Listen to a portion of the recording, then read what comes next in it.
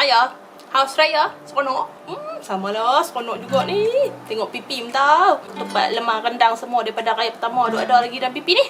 So before we start with this review, if you are mampu nak yang, if you are curious on what I have on my eyes, my makeup, glitter mai mana, lipstick mai mana, ni tangan makalip ni mai daripada mana, I'm going to list all the products in the description box below. So be sure to open the box and ikrok. Okay? So in today's video, I'm going to review the world's most high coverage foundation, katanya, which is the Dermacol makeup cover. So what it looks like. So foundation ni dengar kata dah viral as one of the world most high coverage foundation. Honestly, I was not aware about that. In fact, I am not aware about any viral things that are happening because I have already uninstalled my Facebook. So find me on Instagram @nufatizaki. Okay. So anyway, this foundation comes in a box. I'm going to read the description. Hypoallergenic waterproof makeup cover with SPF 30, is preservative free. It provides perfect coverage even in a thin layers, not only for dark circles under the eyes, but also for unpleasant spots and skin blemishes. It may also be used for the whole face in order to darken or lighten the face for professional makeup, photo or film shoots, modeling or festive occasions. So the foundation comes in this gold tube. It is housed in this what do you call this? Macam foil, macam aluminium tube. I am a big fan of this squeeze tube packaging because obviously you can control how much product that you want to use. I am in the shade 218. On the first application, this shade looks quite light on my face, but it oxidizes a little bit and it matches my skin tone after I have finished with my makeup application. Balik ke air.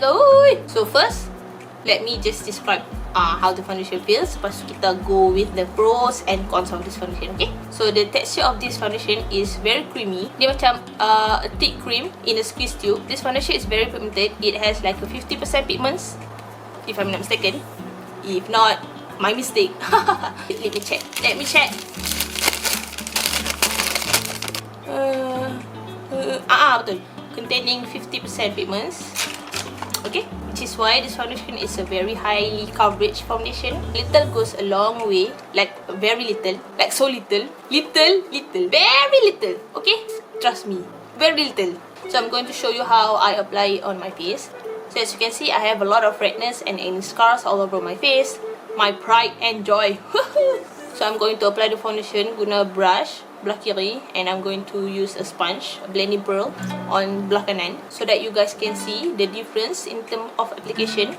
So I'm going to use a small amount. Ini pun kira dah banyak dah. Sebenarnya banyak ni dia boleh cover the entire face. So as you can see, the foundation goes on very smoothly using a brush, and it packs on all of the pigments if you are using a brush. And on the other side, I'm going to use a sponge, and I have no problem in blending the foundation with a sponge either. But if you look closely, the side yang guna sponge tu, it has less pigmentation. I mean, it is still full coverage, tapi it is not as full as the side yang kita guna brush tu. Dia macam the sponge tu macam takes a little bit of the pigmentation away. So yeah, both side yang guna brush and also the sponge blends the foundation well. So according to your preference, you can use a brush or you can use a sponge, and you can even use your finger. How I like to apply this foundation is by using a brush, and then I go in with a damp sponge and I go over my face just to macam take away unnecessary pigment. You know what I'm saying? Faham tak? So pigmentation wise, awesome, very high coverage. Blendability pun awesome, very easy to blend. A little goes a long way with this foundation. I mean, you barely need to squeeze this foundation out. I got this from Instagram. This Instagram, Mimi. This foundation retails for 110 ringgit per tube. So the expiration date. I mean, this foundation can be used up until 2 years after you open this foundation.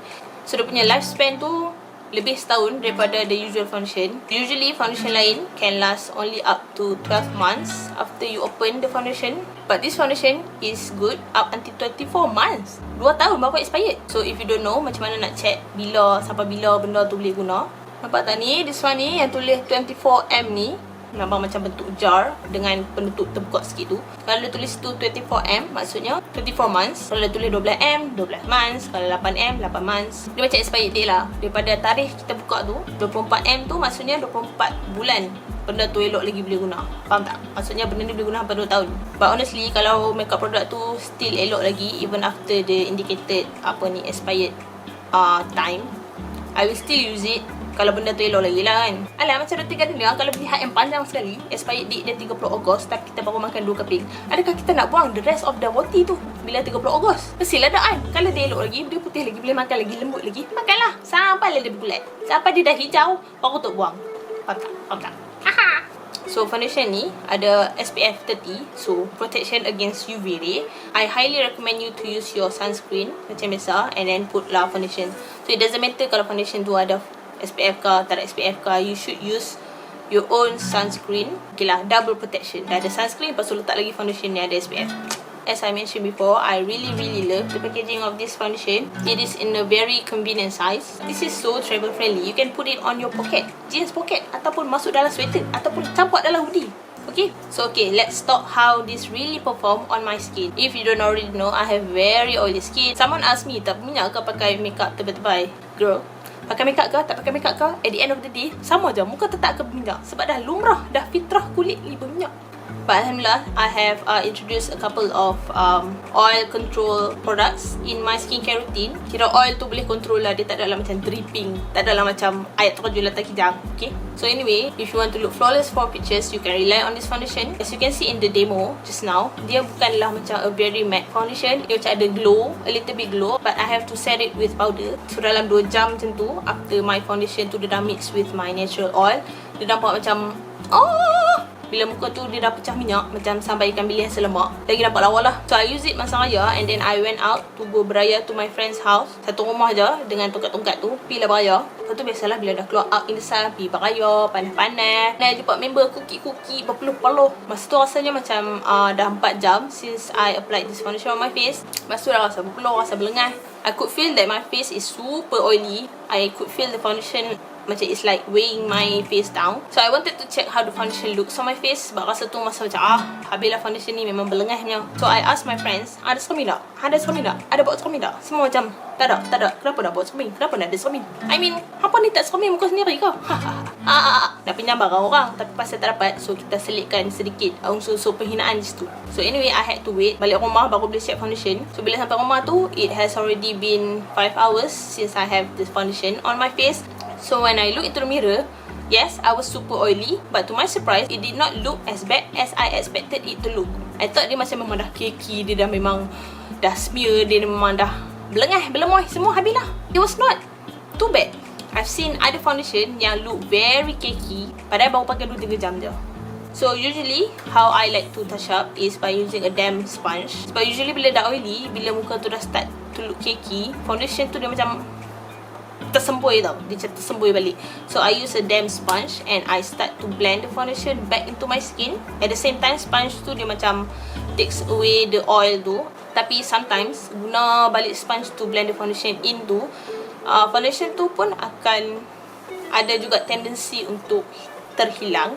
So after that, I will go in with powder lah. So that's one of the tips to touch up for oily skin. So anyway, bila dah touch up balik foundation tu, it tak ada lah nampak macam freshly applied balik, tapi still it looks good. Okay, it looks good. And also the foundation tu looks very oily on the center of my face, dekat sini. So dekat tepi-tepi ni semua still intact. Okay, so the things that I do not like about this foundation is that you can see that this foundation does not have like a matte finish. It has some glow to it, macam ada dewy-dewy sikit. So I have to set this foundation with powder.